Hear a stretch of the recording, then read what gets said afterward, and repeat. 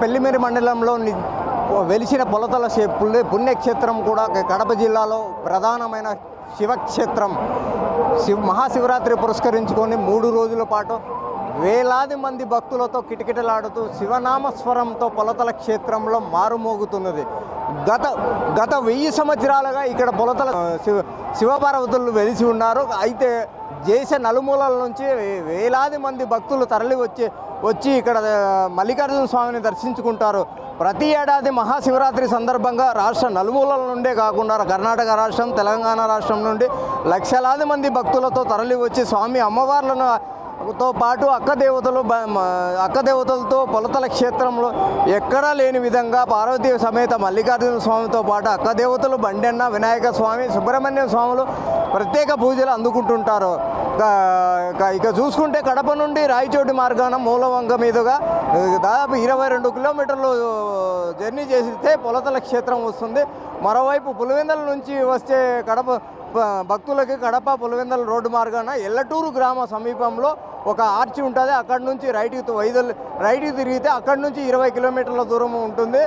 లోక కళ్యాణార్థం శివపార్వతుల ఆకాశ మార్గాన సంచరిస్తూ పొలతల క్షేత్రంలో కాలు మోపి అక్కడ కొంత భూమి కుంగిపోవడంతో ప్రస్తుత ఆలయం ఉన్న ప్రదేశంలో కాలు మోపారని ప్రతిదీ అక్కడ ఓంకార శబ్దములతో గంధశిలలు బయటికి పడడంతో ఇక్కడ పులితల మాదిరిగా ఉండడంతో అప్పటి నుంచి ఇక్కడ పులితల కోనగా ప్రసిద్ధిగాంచింది. కాలక్రమేణా పులితల కాస్త పొలతల క్షేత్రంగా మారింది.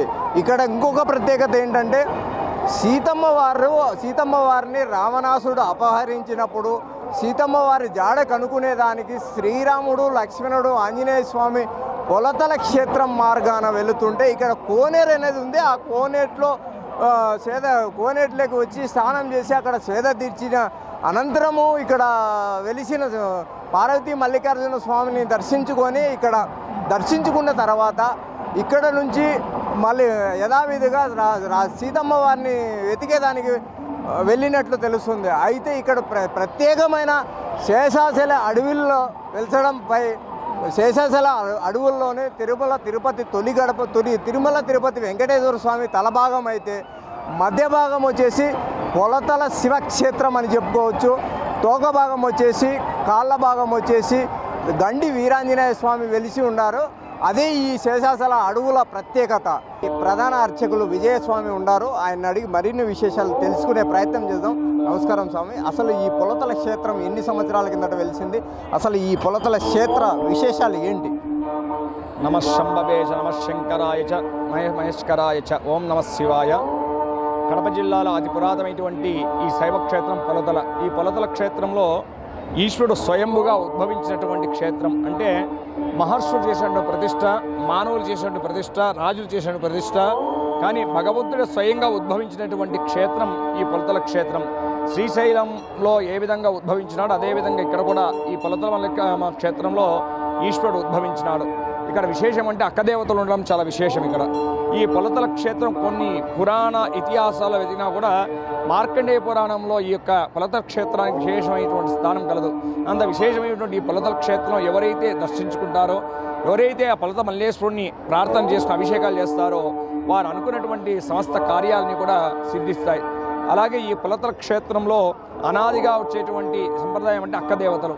ఇక్కడ ఈశ్వరుని దర్శనం చేసుకొని అక్కదేవతలను కూడా దర్శించడం వలన ఉన్నతమైనటువంటి ఫలాలను కూడా కలగజేస్తాయని భక్తులు ప్రగాఢ విశ్వాసం.